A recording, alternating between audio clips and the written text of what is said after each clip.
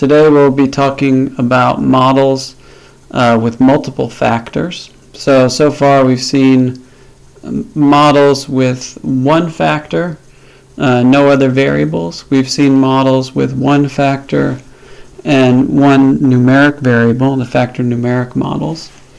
And now we're going to see models with two factors in the model, something some of you have been asking about. So a typical data set might look like this one on the screen. So in this data set, the response is the lifetime of a battery, which is measured in hours.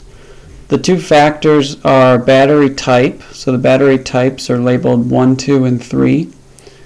And the other factor is temperature, 15 degrees, 70 degrees, and 125 degrees. Now, temperature is a numeric variable, but anytime you have a numeric variable, you can treat it as a factor variable if you only observe it at a small number of specific values. So for this data set, we'll treat temperature as a factor with three levels. Levels are 15 degrees, 70 degrees, and 125 degrees. So in this lecture, we'll be talking about how to model this type of data. Okay, to the notes. So the idea here is we have two factor covariates. We'll call them factor A and factor B. We'll say factor A has J levels, and factor B has K levels. We're going to use a triple subscript notation. I'll show you at the end of this lecture how to do everything in single subscript notation with dummy variables for each factor. But I think to introduce the main ideas, it's easiest to have this triple subscript notation. So the idea here is Yijk is the ith response for level J of factor A, level K of factor B. So there are two factors. The reason we need three subscripts is because we might have multiple observations from the same levels of the same two factors. So if we look back at the battery data, here we have 4 observations from each combination of the two levels. So what I mean by that is that we have 4 observations where battery type is 1 and temperature is 15. 1, 2, 3, 4. Same thing for every other combination. We have 4 observations where battery type is 2 and temperature is 70. So we need a notation that can differentiate between these 4 observations that are of the same levels of the two factors.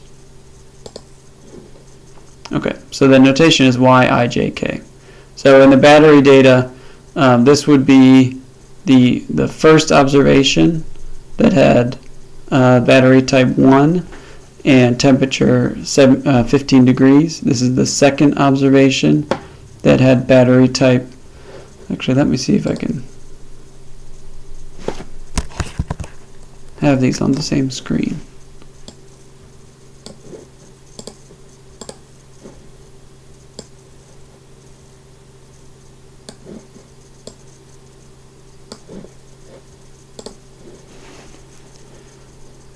So this observation would correspond to this observation. This one, the second observation with battery type 1, temperature 15, is this observation. This one's this one. This one's this one. And if factor A is battery type, then if we change, for example, so this observation would be battery type 2, first observation, with temperature 15.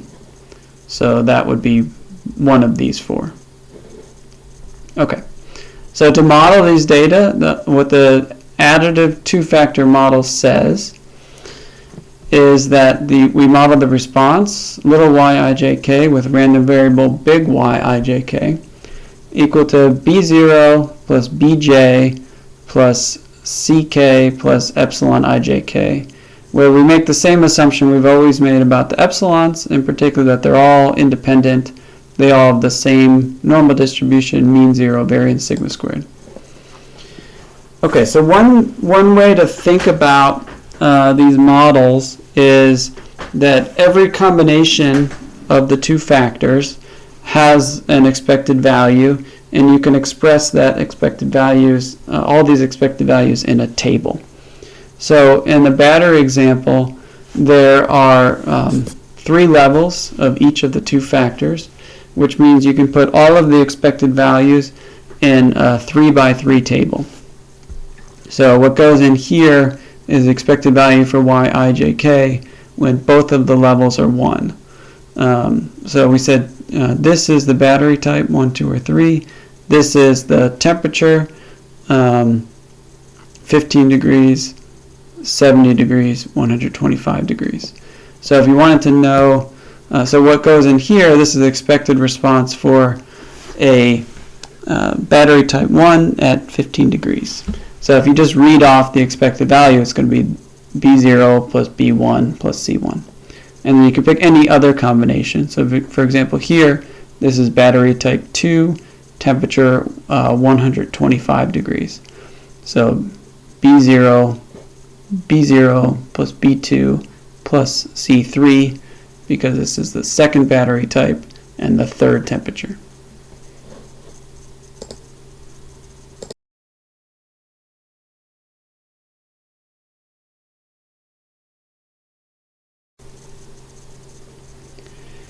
Okay, so I called this the additive two-factor model, and the question is, why am I calling this an additive model?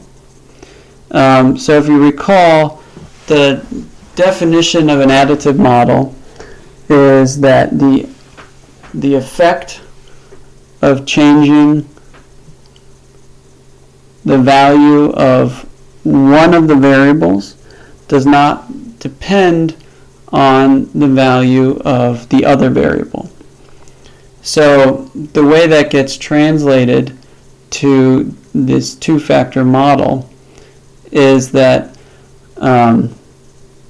we look at the changes in the expected response when you change one level of the factor while holding the other level of the factor constant at a particular value. So to make that more concrete, to look at the picture here, what is the effect of changing from temperature 15 to temperature 70 for level 1 of the battery type? So that would be changing from something around here to something around here, so it goes down by, I don't know, about 80 hours. And is that effect of changing the temperature the same for every battery type? And if you just look at the picture, the answer is probably no. So the effect of changing temperature on battery type 1 is to decrease the life by this amount, but for battery type 3 it's a different amount, and basically has no effect on the battery life. Okay, so we'll come back to this in a minute, but this data is probably not well modeled by an additive model, but it's still useful to think through what the additive model does.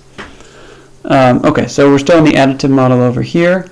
So in terms of the notation, when you want to look at the effect of changing one level of the factor while holding the other level constant, we have to look at this sort of difference in expected values. So what this is showing here, this is the effect of,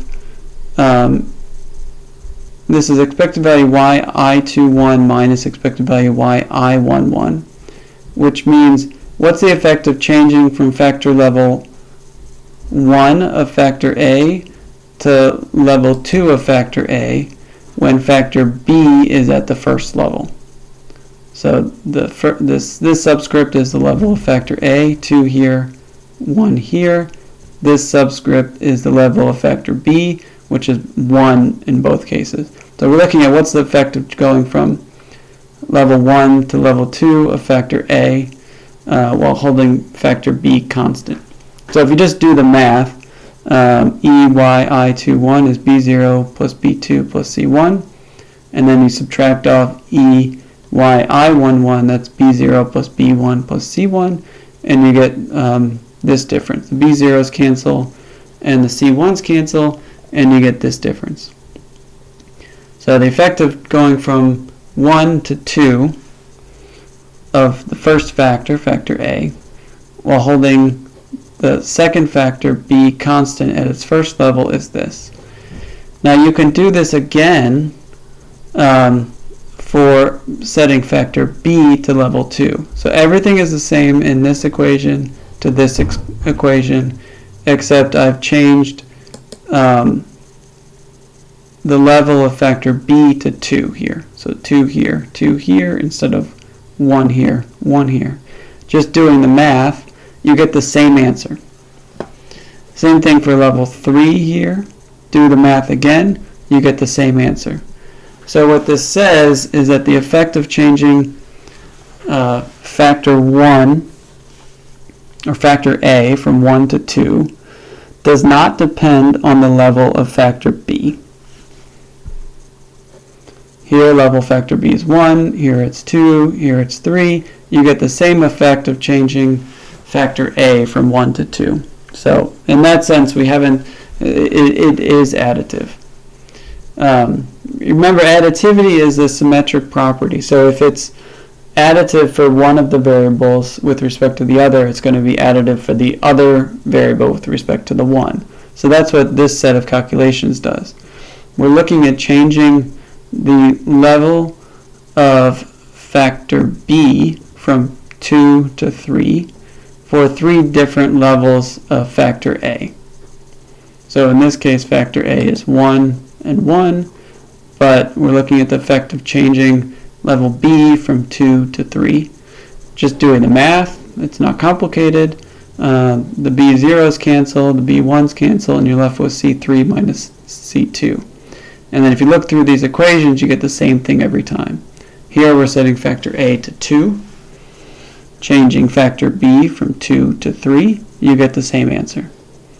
Here we're setting factor A to 3, and again changing factor B from 2 to 3, you get the same answer.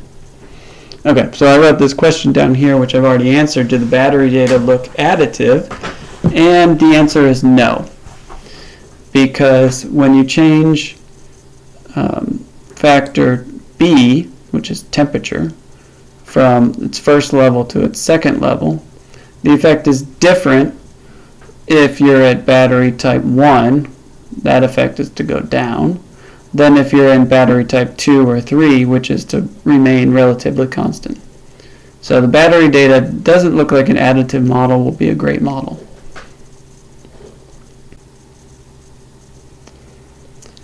Alright, so next thing we have to think about is what are the model degrees of freedom. So if we scroll back up to this battery example, you see that the expected value of the model, there are 9 different combinations of these two factors. So your first guess for what the model degrees of freedom might be is that the model degrees of freedom is 9. You have to specify 9 numbers to fill in this table.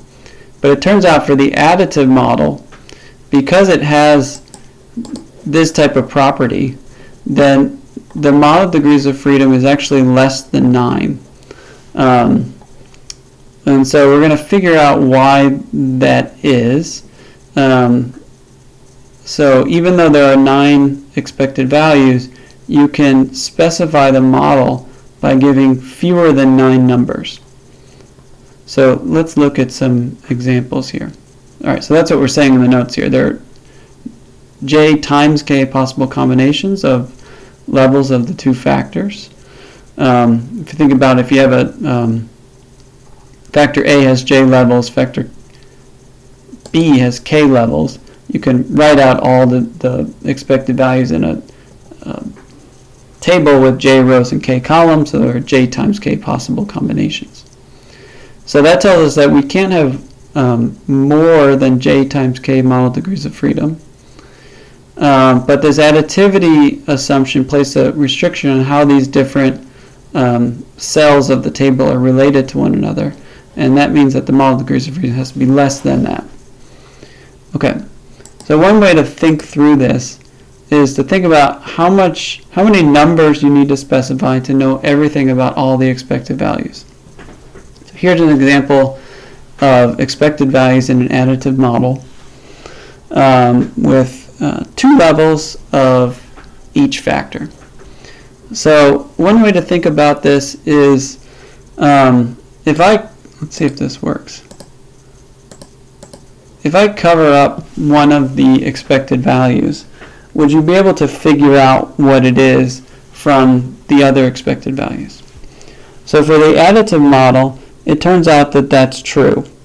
So if I didn't tell you what was in that box that's covered up, you could figure out that if I change factor 1 from 1 to 2, when factor A from 1 to 2, when factor B is at its first level, the effect is to increase the expected value by 3. Because it's an additive model, it should have the same effect when factor B is at level 2. So the idea here is, since it's an additive model, the effect of going from this cell to this cell, which is changing factor A from 1 to 2 when factor B is 1, should be the same as going from this cell to this cell, which is the effect of changing factor A from 1 to 2 when factor B is 2. So here it changed by 3, here it must also change by 3. So we know that this cell has to be 18. So what that tells us is that I can fill in the rest of this table with just these 3 numbers. And it turns out that that is the actual model degrees of freedom. It's 3. Because once I specify these 3 numbers, I know how to fill in the rest of the table. Now if I had covered up both of these, then you would not be able to fill in the rest of the table. All you know is that the effect of changing factor B from 1 to 2 is 4 when level of factor A is 1. But since we don't know what's in this cell, we're not going to be able to add something to it to get this cell. So the model degrees of freedom can't be 2, it has to be something more than 2. And it turns out it's 3. So if you cover up any one of these, you can fill it in. So here you'd be able to know it's 15 because if you have to increase by 3 from here to here, so this would have to be 15.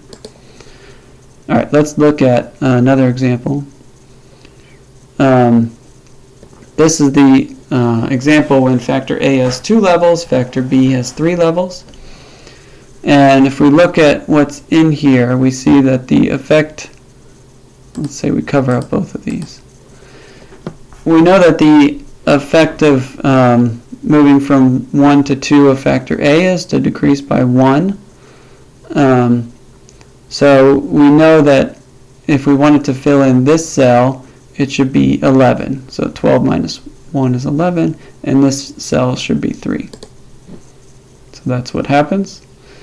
And because we only needed 4 numbers to fill in the rest of the table, the model degrees of freedom here is 4.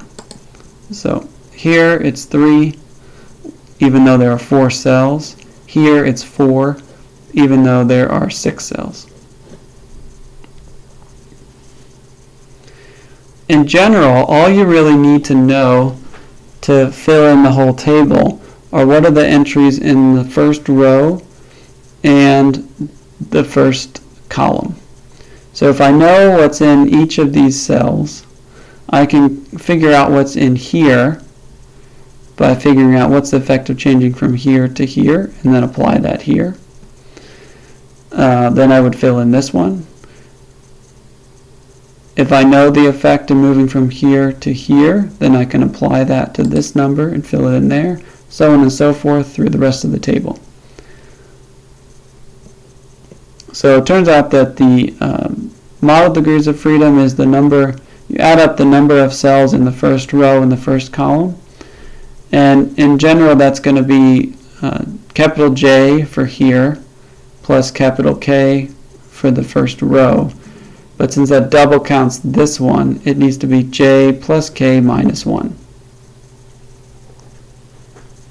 Sorry, yeah, J plus K minus 1. Now if you think about the model, let's go back up here to the model. The model is going to have J plus K plus 1 parameters. So you'll have B1 up to B capital J, there's J of these. You have C1 up to C capital K, there's capital K of those, plus this B0 term. So it's 1 plus capital J plus capital K.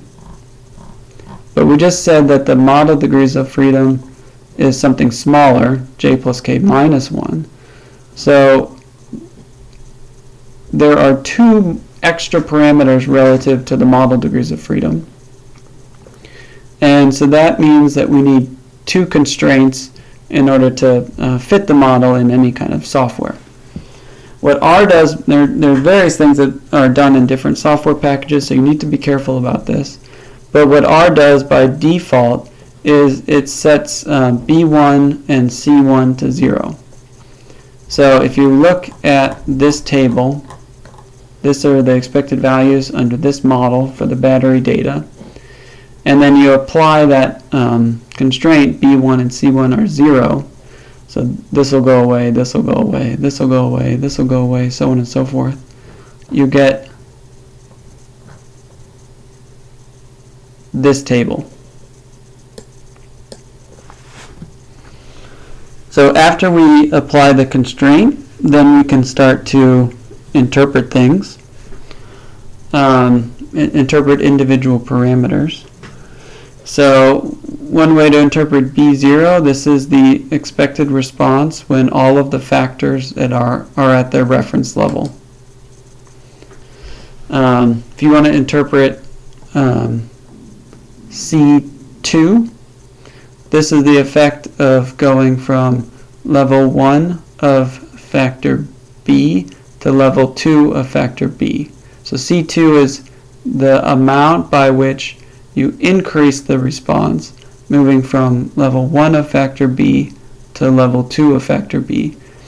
And that's going to be the same, because it's an additive model, for every level of factor A, so for every row in this table. So if you look at this, the effect of going from this cell to this cell is to add C2. The effect of going from this cell to this cell is to add C2 again. The interpretation for C3 is going to be the effect of going from this cell to this cell. So the effect of changing from level 1 of factor B to level 3 of factor B.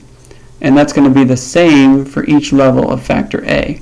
So the effect of going from here to here is to increase by C3. The effect of going from here to here is to increase by C3.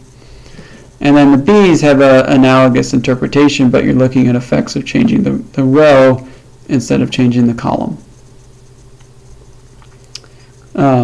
In math, this is what things look like. So Bj is going to be expected value of yijk minus I1k. So for any level of factor B, so that's represented by k, Bj is the effect of changing from level 1 of factor A to level j of factor A. Ck has a similar interpretation. For any level of factor A, which is represented by j here, Ck is the effect of changing from level 1 of factor B to level k of factor B. So that's the additive model. It has the same definition as the factor numeric additive model, but just applied to a model with 2 factors. So the interpretation is the same in an additive model. The effect of changing one of the variables doesn't depend on the value of the other variable. Okay, so next up is to add an interaction. So recall that an interaction model is kind of the opposite of an additive model. What an interaction model allows is for the effect of one of the factors to depend on the level or value of the other factor. What that ends up meaning in the two-factor model is that each combination of the levels of the two factors has its own expected value, or mean, as I've written here, and there's no restrictions on how those expected values are related to one another based on where they fall in this table of expected values. So if you're thinking ahead, this means that the two-factor interaction model is going to have capital J times capital K model degrees of freedom, because you can represent all of the expected values for all combinations of the two factors with a number in that J by K table. Since there's no restrictions on what those numbers have to be or how they're related to one another, the number of model degrees of freedom is just the number of cells in that table, which is J times K. Okay, so how do we notate this model? So the response is the same. It's still notated by y, I, j, k. What changes is how we model the response. And the way we add an interaction is this part of the model is the additive part. And then we add another term here in the model specification. And then we have the same assumptions on the epsilons, independent normals, mean zero, variance, sigma squared. So what I mean by this notation, BC sub jk, is that this is a single parameter. So it's not a product of things. This is just a single parameter. So this is just a number that we don't know what it is. So think of this as like the number 7 or the number 8. Like I said, this model is going to have J times K model degrees of freedom. But if you start counting up the number of parameters here, in this part of the model you're going to have 1 plus capital J plus capital K. But then you have every combination of J and K here. So there are J times K parameters here. So adding everything up, you have 1 plus J plus K plus JK. And these are capital Ks. So we have way more parameters than we have model degrees of freedom. In particular, we have 1 plus J plus K parameters. So this is the amount of extra parameters we have. So we have to apply some constraints. Again, there's different things that different software packages do. So I'll just tell you what R does here. What R does by default is it looks at all these parameters, and any parameter that has a subscript 1 anywhere is set to 0. So that means B1 is 0, C1 is 0, and that means that this parameter BC11 is 0 because this has at least one 1. It has 2 of them.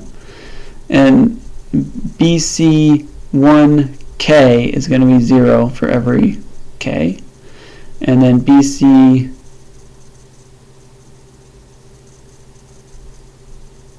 J1 is going to be 0 for every J. So BC21 is 0, BC31 is 0, so on and so forth. And so now if you take these expected values, write them in a table, but applying this constraint, you get this table. So let's go over a few cells of the table. So the rows are J equals 1, J equals 2, J equals 3. The columns are K equals 1, K equals 2, K equals 3. So this is the 1, 1 cell. So if we go back to the equation, we're going to get B0 plus B1, which was set to 0 in R, plus C1, which was set to 0, plus BC1 1, which was set to 0. So you're just left with the expected value y I11 is B0. So that's what goes in the table here. If we look at this cell, this is j equals 1, k equals 2. So you'll get B0 plus B1, but that's set to 0, plus C2, that's not set to 0 because it doesn't have a 1 as a subscript, plus BC12, which has a 1 in the j, so that gets set to 0. So you're left with B0 plus C2, which goes here. Let's do one with a interaction term. So this is the cell C, j equals 1, k equals 2. So go back to our model. B0 plus B2, that survives because it doesn't have a 1. Plus C2, that survives because it doesn't have a 1. Plus BC22, which also survives because it doesn't have a 1 anywhere. So you're left with all the terms here because there's no subscript of 1 here. And then you can fill in the rest of the table in the same way. Okay, so let's think about interpretations here. So if you move from this cell to this cell, that means you're changing the level of factor b from 1 to 2 when the level of factor 1 is 1. So if you move from here to here, you increase the expected value by C2. Now what the interaction model says is that this increase from here to here doesn't have to be the same as the increase from here to here. In the additive model, this change had to be the same as this change, but in the interaction model, these two changes can be different. So in the interaction model, the effect of going from this cell to this cell is to add C2 plus BC22. And then the effect of going from this cell to this cell is to add C2 plus BC32. So that allows the effect of changing from here to here to be different from the effect of changing from here to here, and that to be different from the effect of changing from here to here. And then you can look at any change while holding the other one constant, and you'll get different answers. So the question is, what is the interpretation of, so let me back up. So the interpretation of C2 is the effect of changing factor b from 1 to 2 when factor a is at level 1. The interpretation of C3 is the effect of changing factor b from 1 to 3 when factor a is at level 1. Same thing here. The interpretation of B2 is the effect of changing factor a from 1 to 2 when factor b is at level 1. The interpretation of B3 is the effect of changing factor a from 1 to 3 when factor b is at level 1. So you add B2 to get here, you add B3 to get here. And then things are more complicated here. So the parameters that are so we said what's the interpretation of B0, B2, B3, C2, C3. Now we're left with interpreting these parameters. So to interpret these parameters, we'll do the math down below. But if you think about this, if you take the difference between this cell and this cell, you're going to be left with C2 plus BC22. If you take the difference between this cell and this cell, you're going to be left with C2. And so BC22 is the difference between this cell and this cell, and the difference between this cell and this cell. That's a lot to take in words, so let me show you in the equation here. So what we have written here, we're looking at the difference between the 2,2 cell and the 1,2 cell. So that's the difference between this cell and this cell. So I got that backwards, but when I gave this explanation, but it actually ends up being the same thing. So we're looking here at what's the effect of changing from this cell to this cell when we're in column 2, which means what's the effect of changing factor A from 1 to 2 when factor B is 2. That's this difference. This difference is the effect of changing factor A from 1 to 2 when factor B is 1. So this represents the difference between this cell and this cell. And the difference between these differences is the difference between this cell and this cell and the difference between this cell and this cell. So if you just plug things in, you get EYI22 is this plus this plus this plus this. That's this.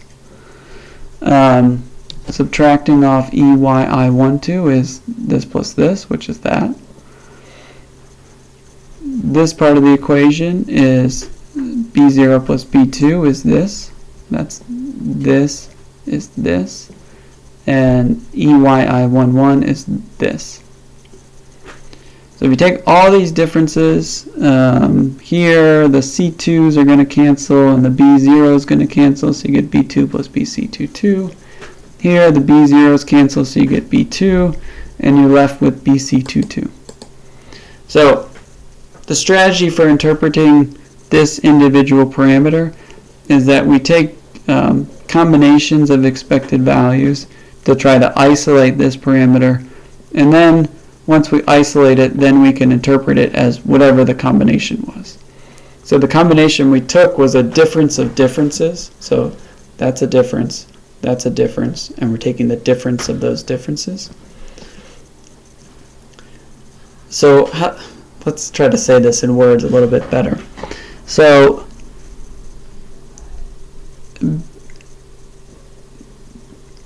the effect of changing factor A from 1 to 2 when factor B is at level 1 is B2.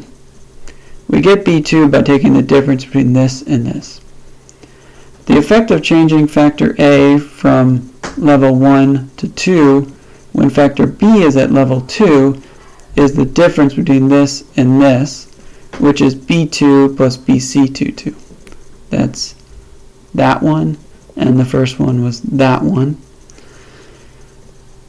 So the interpretation of these interaction terms is it's the difference in the effect of changing one of the factors from level 1 to 2 between the two different levels of the other factor, factor B in this case. Now, so we interpret this thing as like a difference of differences in these cells, a difference between this and this minus this and this. And in particular, in the additive model, the difference between this cell and this cell is the same as the difference between this cell and this cell. So if this thing is 0, then the effect of these two levels of these two factors is additive. But if it's not 0, then there's an interaction because the effect of changing this factor from here to here is different when for this level of this factor. Alright, so that's a little bit complicated to understand, but we interpret these interaction parameters as differences of differences. And then you can sort of construct the differences for every one of the interactions. So for this interaction, this is interpreted as the difference between this cell and this cell minus this cell minus this cell. The interpretation of this one is that minus that minus that minus that. This one is that minus that minus that minus that. And it also works the other way. So the first way I explained it was take the difference between this and this. You'd be left with C2 plus BC22. If you take the difference between that and that, you're left with C2. So the BC22 is the difference between this, so it's this minus this minus this minus